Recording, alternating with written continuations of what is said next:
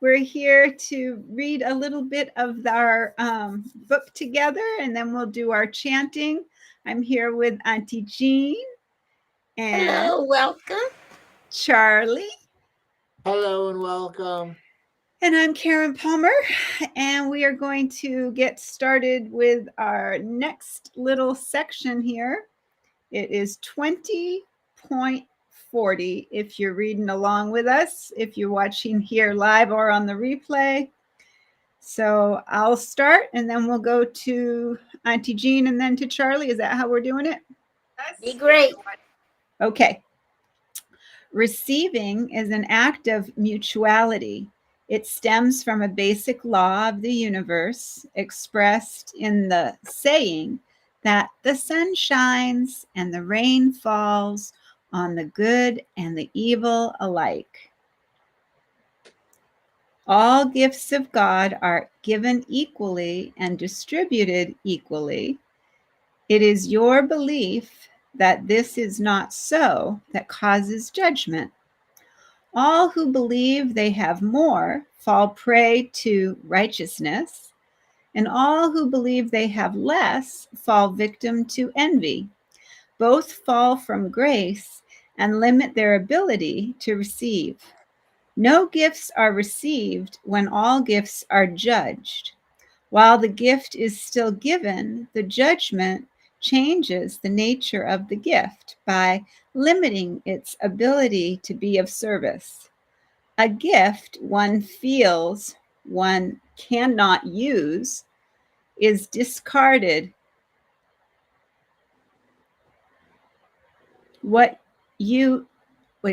Thus have many of your treasures lain fallow. What you each have been given is that which will serve your purpose. You could have no more perfect gifts, for your gifts are expressions of your Father's perfect love for you. Look deep inside and feel your heart's gladness. Your construction was no mistake. You are not flawed. You are not wanting. You would not be other than you are, except when you give in to making judgments. Look deeply, and you will see that what you would call your imperfections are as chosen and as dear. Look deeply, and you will see that what you would call your imperfections are as chosen and as dear as you, as all the rest. As dear to you as all the rest. So you're supposed to even like your little flaws, which is a good thing because otherwise, Okay. You would not be other than who you are. You have known that this is true, or you may dwell in fantasies, desiring what another has, or some success, fame, or riches that seem impossible for you to attain. And yes, whether you know it is true or not, it is true. You would not be other than who you are. Herein lie your peace and your perfection. If you would not be other than you are, then you must be perfect. This is a conclusion both logical to the mind and believable to the heart, and its acceptance is a step towards a wholeheartedness. To believe in your perfection and the equality of your gifts is peaceful because it releases you from trying to acquire that which you previously believed you were lacking.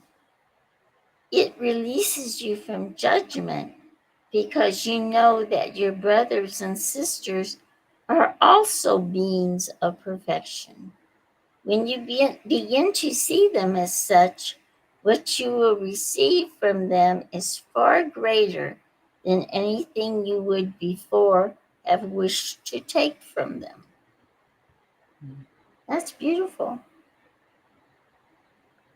Charlie? Yes, you think will begin to change to reflect your recognition of reception. Reception and welcome are highly linked. You will find you are welcome to all the gifts you recognize in your brothers and sisters, just as you freely will offer yours to serve them. To serve rather than to use is an enormous change in thinking, feeling, and acting. It will immediately make the world a kinder, gentler place, and it is only a beginning.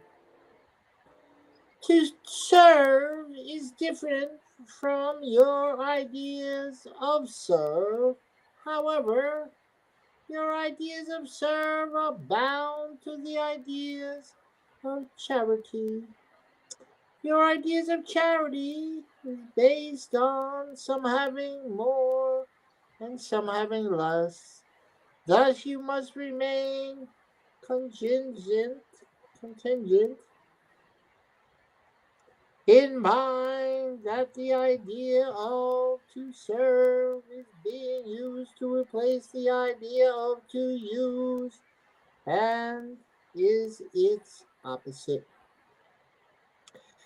It replaces the thought of taking with the thought of receiving. It implies that you are welcome to all the gifts of the universe, and that can be given through you to others as well.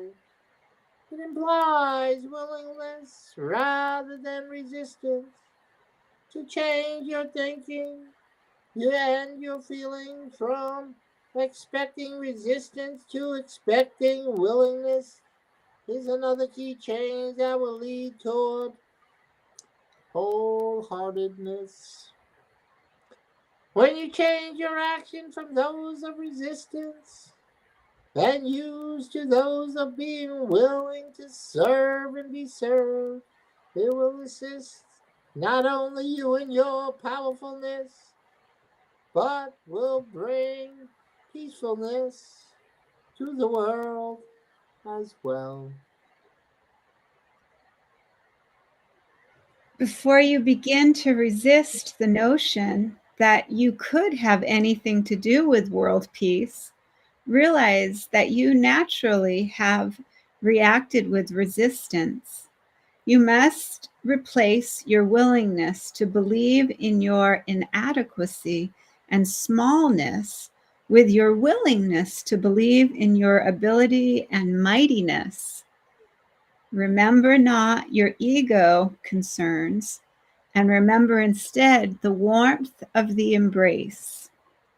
Remember not your personal identity, but remember instead your shared identity.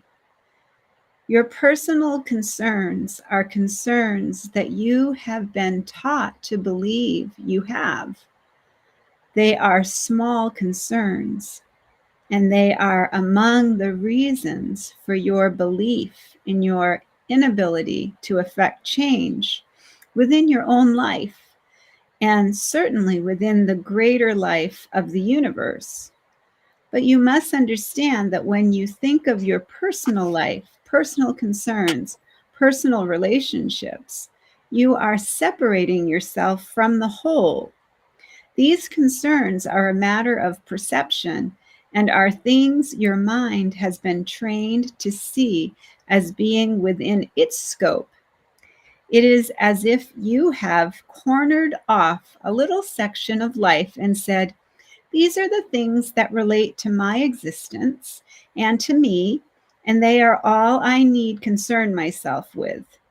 Even when you think of expanding your view, you deem that expansion unrealistic. You cannot do everything. You cannot affect world peace. You can barely keep your personal concerns in order. Your effort to do so is all that stands between you and chaos. Your heart has a different scope, a different view. It is the view from within the embrace, the view from love's angle. It is the view of the dying who realize nothing matters but love. This realization is not one of sentiment, regrets, or wishful thinking. It is the view from the embrace, the return to one heartbeat, the return to what is known. This knowing you might call wisdom and think of as an attainable ideal of thought. Yet it is not about thoughts at all, but is beyond thought. It is not wisdom, but the truth. The truth is that which exists. The false is illusion. Love is all that matters because love is all that is. Beautiful. Isn't that beautiful? Mm. You know, right before we came on, I was watching the replay of the Peapod today with Teri. I missed it again. I don't know what it is about that program that I cannot get the time right. And not only that, but I kept looking for it and I couldn't find it. All I could find was A Course of Love. So she had set it up for us tonight and Hmm. forgot, and then went on as a Peapod with A Course of Love being up there. So, anyway, it was really a fantastic talk. And they talked about abundance. And that's part of the problem is we don't realize that we are so abundant, that we're living in abundance. Once we realize that, why would we want what anybody else has? Yeah. Because we're abundant as we are, you know? And I was thinking of my puppies. I know this sounds silly, but I feed them in the evening. When I feed them in the evening, and I feed one in one location and one in the other because when the new one got here, he had a little trouble with food. He was a rescue. They always have to go check out each other's plate before they'll start eating, just to make sure that It's they all the got the same. same thing and the same amount. And we're kind of like that. We're kind of like those puppies.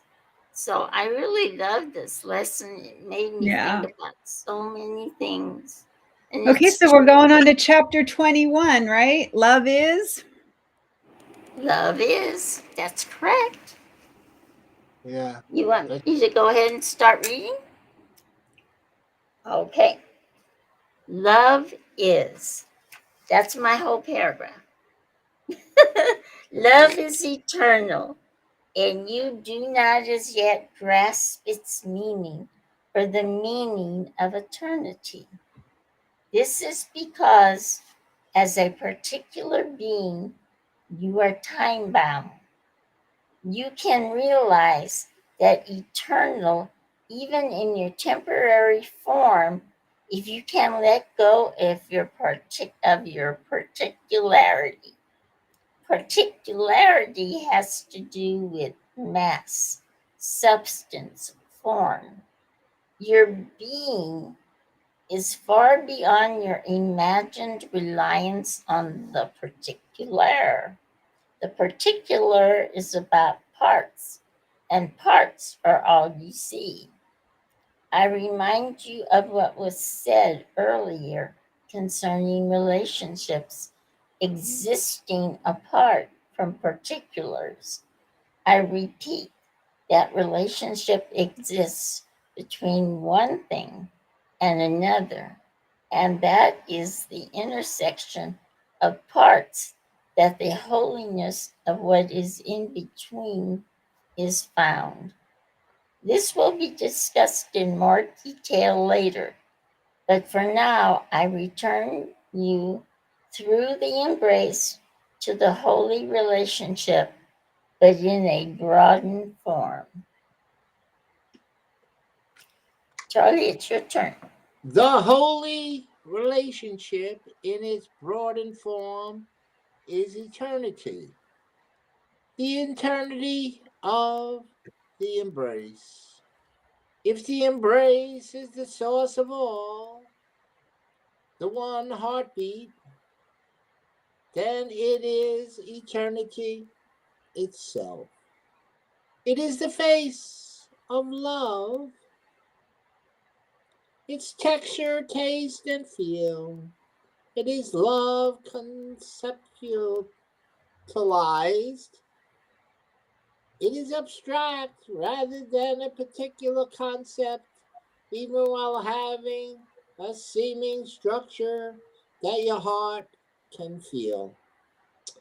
Concepts that cannot be felt with your heart are of no use to you, for they are meant for the usefulness rather than for their service. Concepts that touch your heart serve you through this touch. They also begin to help break you away from the need for comparisons. For there is no need to compare what your heart can feel. When your heart can feel, you need no judgment to tell you the difference between one thing and another. You thus can begin to quit relying on your body's eyes to distinguish the truth from the false, the real from the unreal. Love appeals to you through the heart. God appeals to you through your heart. Your heart has not been open to the appeals of love, partially because of your use of concepts. Concepts have been used in order to your world and to assist your mind in keeping track of all that is in it. Your mind does not need this assistance.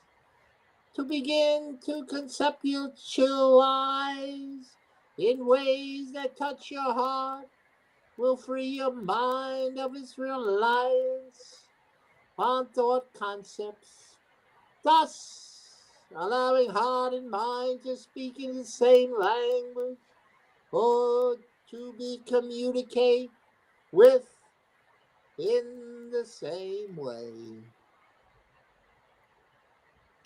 It's all There about has been a division between the language of your mind and heart. Your mind insists on thinking and learning in a certain way, a way contrary to the language of your heart. And so, like two people from different countries speaking different languages, there has been little communication and much misunderstanding. Occasionally, the problems associated with a lack of common language have been set aside when the actions needed in a certain circumstance have demanded cooperation. You see this in times of emergency or crisis of every kind. And like the two people from different countries who do not understand each other, working together momentarily diminishes the boundaries of language, and a temporary solidarity is formed through like action. At such times, two strangers who are foreign to one another might recognize that the other's heart is in the right place. The right place with two people, as with mind and heart, is the place of no division, the unification of mind and heart that produces right action. Currently occurs primarily in crisis situations because of a lack of shared language. The formation of a shared language can thus be seen as aid in unification.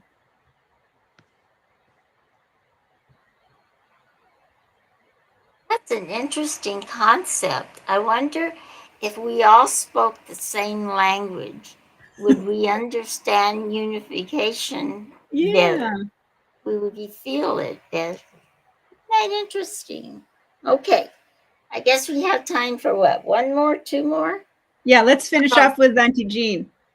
Okay, the embrace can now be likened to the starting point of a shared language, a language shared by mind and heart and by all people.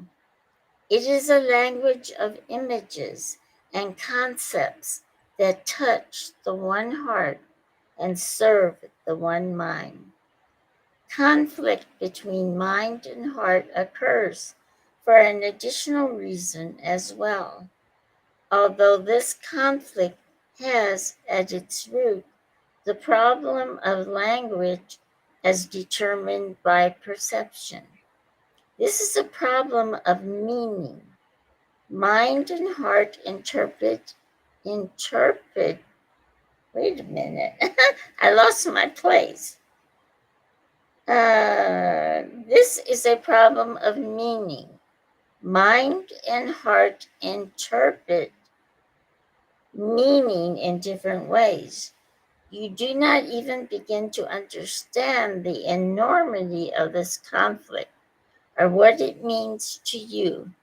But I assure you that as long as mind and heart interpret meaning in different ways, you will not find peace. You will have in the past accepted these different interpretations as natural. You see that there are two ways of viewing a situation. Even if you do not label one way of viewing or perceiving being of the mind and the other of the heart, and you accept this conflict inducing situation, you accept that your mind sees one truth and your heart another, and you act anyway. You act without agreement or resolution. You act without unity. And just as if you were two people acting on different truths in the same situation, conflict cannot help but continue. No matter which path you follow, the path of the mind or the path of the heart, you will not get where you are wanting to go until they are joined. You might imagine three paths, one path representing the mind, one path representing the heart, and one path representing wholeheartedness. The path of neither mind nor heart alone will take you where the path of unity will take you, and the journey will not be the same. Beautiful, huh? Interesting. You know, this idea of one language is not new. There's a man who invented a language called Esperanza. Have you ever heard of it? Uh-uh. Actually, I was studying it for a while, and I don't know why I stopped. I probably got lazy. But yes, he invented this language, and his hope was that everybody would learn it, and then everybody could communicate with everybody. You know, not necessarily that everyone would speak the same language, but that we'd have it as a backup so we could communicate with each other and negotiate and understand. I love it. It to me, it's like that whole, what we've been learning about the heart math. It's like all the science is proving that is exactly what this just talked about in the chapter. Like when our mind thinks one thing and our heart thinks another thing, and we still act, we always feel conflict, right? I mean, we always feel like, and I mean, I love how simple he makes that sound, and I love how heart math has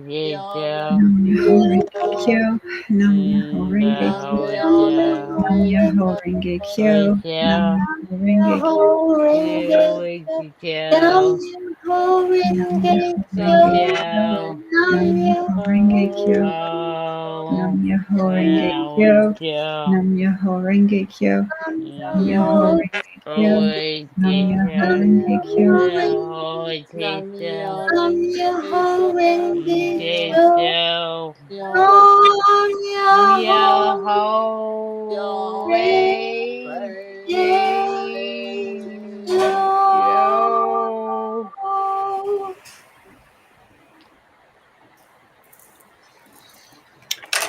Okay, so let's take a nice deep breath and feel that gratitude just blowing up all through our body.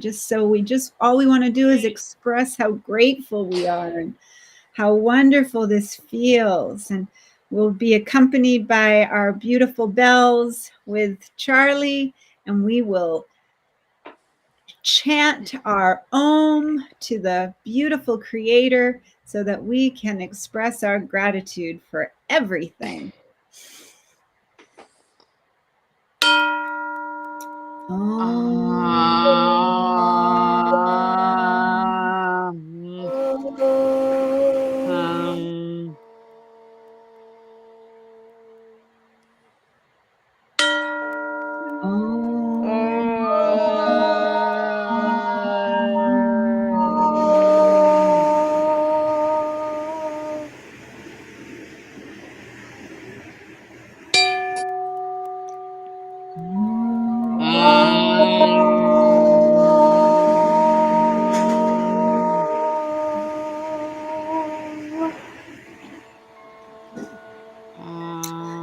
And now that we're overflowing with love and gratitude, and we're bringing our heart and our brain into coherence, and we're just feeling so grateful and loved, so cared for and taken care of in this embrace. We just rest in that feeling for just one moment. And then we radiate it. We extend it. And we send that loving energy out into the web of love so that every strand in that web of love is feeling this love, feeling that absolute oneness.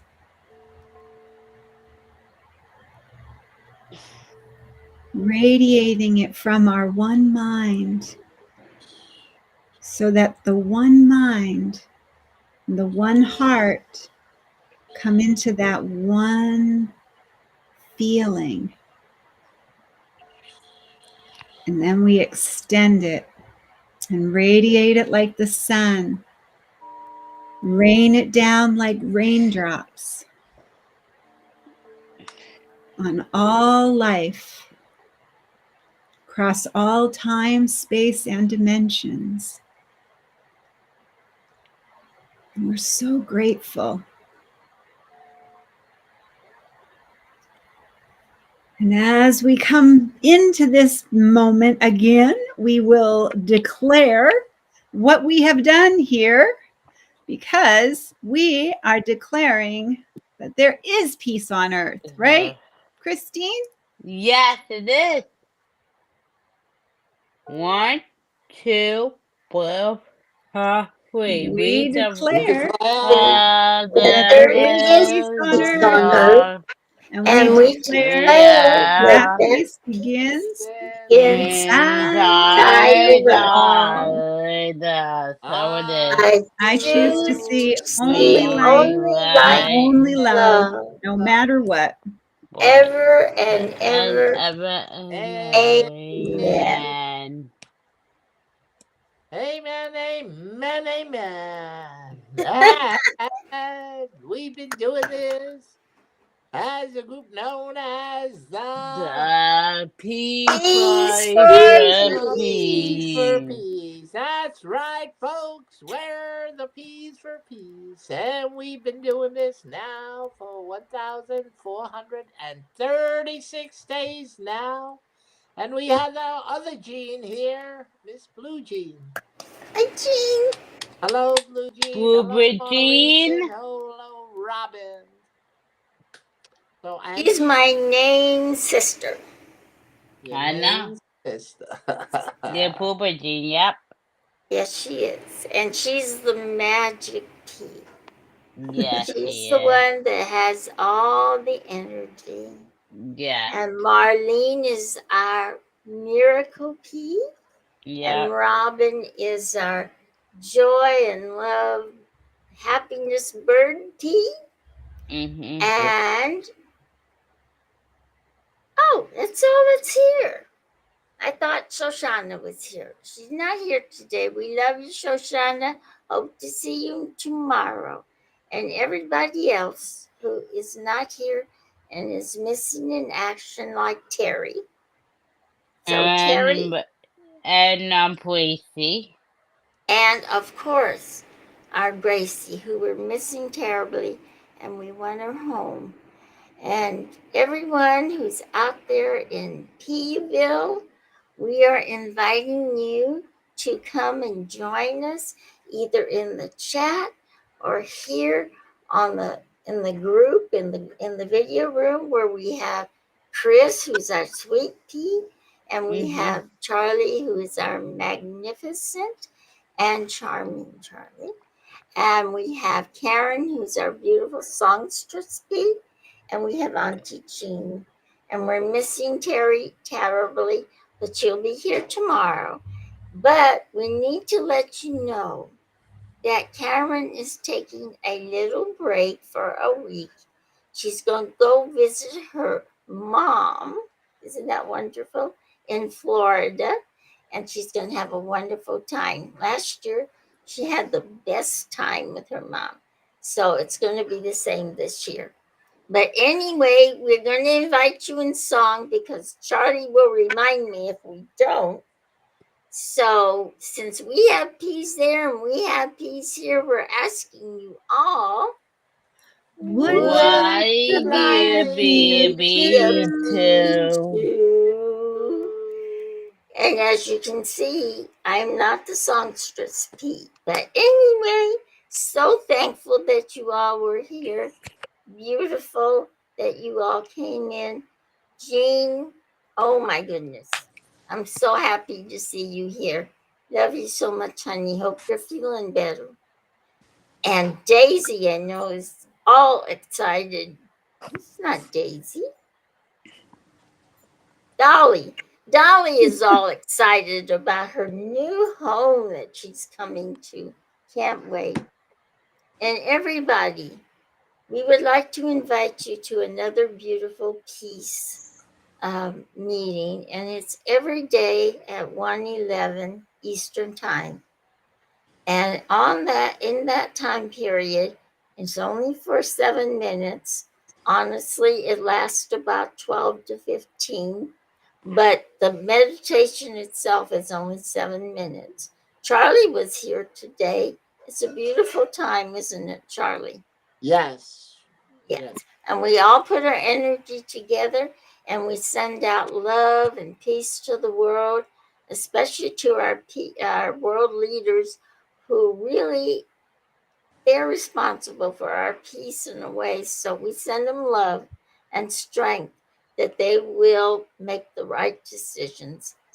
And we're so glad you came here. I'm going to turn it back over to Karen so she can say our goodbyes. And Karen? Yeah, a yoga night. It's yoga night. Yep. Oh, it is yoga night. Let's hurry Yep. up because you got to go see Yogi Yeah. and And boo boo. and Boo and Boo Boo boo. Boo. Okay. Yes. So We leave one you more all. thing we have to say. We leave you all. Namaste, Namaste, y'all. yo. Namaste, you all. Love Good you. night, everyone. Goodbye. Night, Thank you Jean, for Maureen, coming. and Robin.